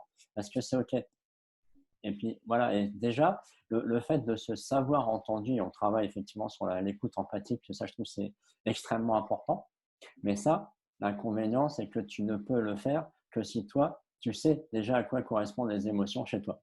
C'est une étape très importante de savoir chez moi, c'est comment c'est la joie chez moi, comment c'est la tristesse, comment c'est la colère, comment je réagis à la colère. Parce qu'après, tu peux aller dans cette écoute empathique de dire, ah oui, la colère, chez moi, ça se manifeste comme ça. Tiens, peut-être que là, il a l'air d'être en colère. Allons voir s'il est dans sa colère. Allons voir, parce que toi, tu sais comment une émotion interagit chez toi. Que si tu ne sais pas, comme moi j'étais au début, que tu t'es coupé de tes réactions émotionnelles, tu peux, à mon sens, absolument pas être dans une écoute empathique. Ou alors, peut-être que tu peux y arriver, mais ça va être plus touchy. Euh, Merci pour je dirais on en est à quatrième clé finalement, si je puis les regrouper en clés. Parce que à moins que tu aies un point, je vais récapituler les clés. C'est ça, récapituler. Donc, on a vu que la première clé, c'était surtout ne pas cracher son feu, son venin, son bullshit sur ton partenaire, parce que là, ça ne fait que envenimer les choses. Il faut trouver une astuce pour évacuer à côté et puis revenir après. Donc, voilà, c'est de faire en sorte que tu parlais d'une clé intermédiaire, c'est une fois qu'il y a ce feu qui a été craché, s'il est là, c'est d'intégrer qu'il s'est passé quelque chose, que ce soit pour celui qui a fait, que pour celui qui était là, qui a entendu, c'est OK. Donc, souvent, ça se passe dans le silence. En général, c'est d'accepter, voilà, c'est d'accepter. Il y en a qui vont partir dans leur coin, il y en a qui vont commencer à crier. Enfin bon, mais c'est d'accepter qu'il y a un temps d'absorption, d'intégration de ce qui vient de se passer, pour après justement aller peut-être échanger avec l'autre sur parler de soi, parler de son histoire, parler de moi, c'est ce que je dis, c'est parler de ce que tu as ressenti, parler de... Alors cette clé, je vais la modérer, cette clé, parce que justement, Vas-y. tu vas vers ton partenaire et que tu parles de toi, il va te dire, va te faire foutre. Justement, parce que le partenaire est blessé. Je parle de moi, c'est plutôt parler de comment moi je me suis ressenti par rapport à ce qui s'est passé. Voilà. Ouais, mais il s'en fout. Ton partenaire, s'il est blessé, il s'en fout. Si tu parles de toi, il va ok, c'est bien beau, mais moi je suis blessée. Non, c'est vraiment, j'insiste sur cette notion de pardon. Je te demande pardon. Le je te demande pardon, tu parlais de vulnérabilité tout à l'heure. Complètement, c'est exactement ça, c'est exactement la vulnérabilité. C'est je te montre que en fait, j'ai conscience de ma responsabilité dans cette situation. Je prends ma responsabilité en main. Et quelles que soient les choses que j'ai créées, je me rends compte que quelque chose t'a blessé, même si ça t'appartient. Mais je me rends compte que quelque chose t'a blessé. Donc, du coup, je te demande pardon. En fait, c'est ça que ça veut dire. Je te demande pardon. Top. Merci pour la correction.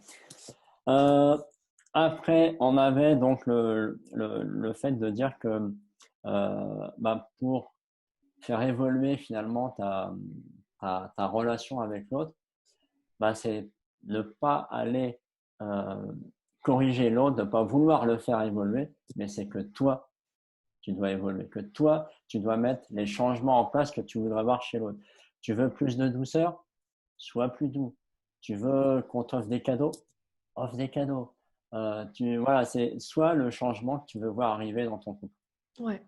Euh, Ça change juste quand même une parenthèse sur les cadeaux. Si tu veux, quand oui, tu on offres va, un cadeau, c'est qu'il y a une raison derrière. Donc c'est la raison qu'il faut toucher du doigt, tu vois. ouais, faut pas acheter l'autre.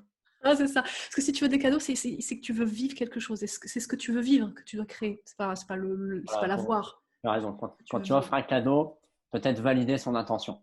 Ouais, c'est ça. C'est quelle intention derrière? Qu'est-ce que tu veux obtenir? Ouais, exactement. Juste voilà, pour faire plaisir à l'autre, c'est ok, c'est top. Et c'est la quatrième clé, bah donc c'est avoir une communication consciente pour vraiment aller développer une empathie, une écoute de l'autre et savoir écouter les besoins de l'autre en fait. C'est finalement dans un couple, ce qui est sympa, c'est de pouvoir répondre aux besoins de l'autre. S'ils sont, on va dire, c'est plus facile s'ils sont en accord avec tes valeurs aussi. Mais parfois Alors là, non. du coup, on parle valeurs. Ouais, On pourrait parler encore pendant 1 heure hein, sur ouais, les c'est vrai, valeurs. je vois qu'il est déjà midi Le et demi. féminin, le masculin, les différences Tout de à fait. comportement. On va dire répondre à un premier niveau de besoin. C'est ça, exactement. Donc, voilà, pour terminer. Ah oui, si pour terminer, je voulais pas oublier de parler de ta vidéo là, que tu as créée et que tu as La partagée. dernière, c'est ça? Ouais. Top. Franchement, j'ai trouvé super intéressante. Et je comprends que tu m'aies dit que tu es passé plusieurs jours, une bonne semaine, je crois, voire plus, de 10 montage. jours complets. Voilà. Et ça m'étonne pas parce que moi, je l'ai trouvé super instructive. Tu as vraiment été fouillé loin sur les raisons des diff. Donc, le sujet, oui, pour ceux qui n'ont pas suivi, c'est La Stéphanie a créé différence une d'âge. vidéo dont le sujet, c'est la différence d'âge dans le couple. Dans le couple. Dans le couple. Oui, je précise la différence d'âge dans le couple. Et donc, c'est extrêmement intéressant de voir tout ce que tu as été recherché pour synthétiser. Et je dirais, ce que j'admire aussi, c'est que tu as juste déposé ça sans jugement. Voilà, tu as pris le truc et tu l'as déposé, voilà, en experte que tu es. Moi, j'ai trouvé ça super. Donc, merci Merci. de nous avoir partagé ce moment d'accouchement, cet accouchement. Donc, je vous mettrai en lien la vidéo qui se trouve sur le profil de Stéphanie ou que vous retrouverez aussi sur son profil YouTube. Mais je vous mettrai la vidéo en commentaire. Donc, je ne sais pas si tu as des choses à rajouter sur cette vidéo et sur ce qu'on vient d'échanger. Alors déjà, j'ai vraiment kiffé ce live, c'était vraiment chouette. Merci beaucoup à toi. J'adore ce coucher de soleil qu'il y a derrière toi qui ne bouge pas. On dirait que le soleil, le soleil Je me pousse un peu ça, à s'arrête, coucher de s'arrête. soleil parisien. Il y en a de temps en temps qui sont beaux. Il n'y a pas trop de pollution. Aujourd'hui en direct de Paris. Voilà, c'est ça. Non, et puis simplement, si je rajouterais quand même une dernière chose vraiment sur ce qui est très importante, c'est que chacun est libre de vivre ce qu'il a envie de vivre et que si votre partenaire n'a pas envie de faire d'efforts, bah, il n'a pas envie de faire d'efforts et que c'est OK. Et que, je répète, et je le répète encore, mais c'est hyper important, c'est qu'un couple qui se sépare n'est pas un couple en échec. Et un couple qui reste ensemble n'est pas un couple en échec parce que l'échec n'existe pas dans le couple comme la réussite n'existe pas dans le couple. C'est une succession d'expériences. Donc, je vous invite à faire le plus d'expériences possible. C'est-à-dire, faites des expériences avec votre partenaire parce que c'est la bonne personne, puisque c'est la personne qui a la même problématique, la même blessure, mais qui l'aborde différemment. Donc, parfait. Voilà, Moi, je c'est ce que dirais, je voulais faites rajouter. toutes les expériences. J'ai rien dit d'autre.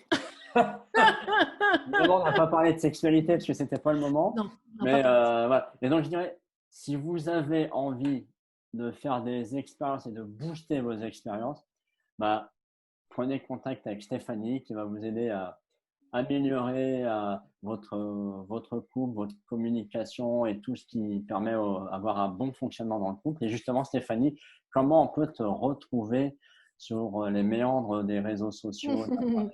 Alors c'est simple, je m'envoyer un petit message perso sur Facebook.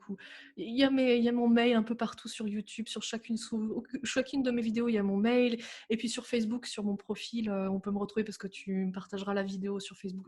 Toujours moyen de me retrouver. Et puis, ton site internet aussi? Mon site stéphaniepalma.com avec Stéphanie avec un F. Mais encore une fois, tout est inscrit partout. Donc, si vous voulez me retrouver, vous savez où me retrouver. Ok, et ben super Stéphanie, moi j'ai aussi kiffé ce live, c'était très enrichissant et ça m'a fait plaisir de te retrouver. Ça faisait quelques temps qu'on Pareil. s'était pas vu, qu'on n'avait pas eu l'opportunité d'échanger. Donc à défaut d'échanger un café en direct, nous avons échangé de vive voix par les joies d'Internet. Donc prends soin de toi. Merci. Prends soin de toi aussi. Voilà, et vous, prenez soin de vous. N'hésitez pas à venir poser vos questions. Stéphanie pourra passer éventuellement essayer de vous répondre. Ou adressez-vous directement à Stéphanie ou éventuellement à moi. Mais pour le coup, allez voir Stéphanie, c'est une pro. Allez, on vous laisse, on vous quitte. On vous souhaite une excellente journée et à bientôt. Ciao.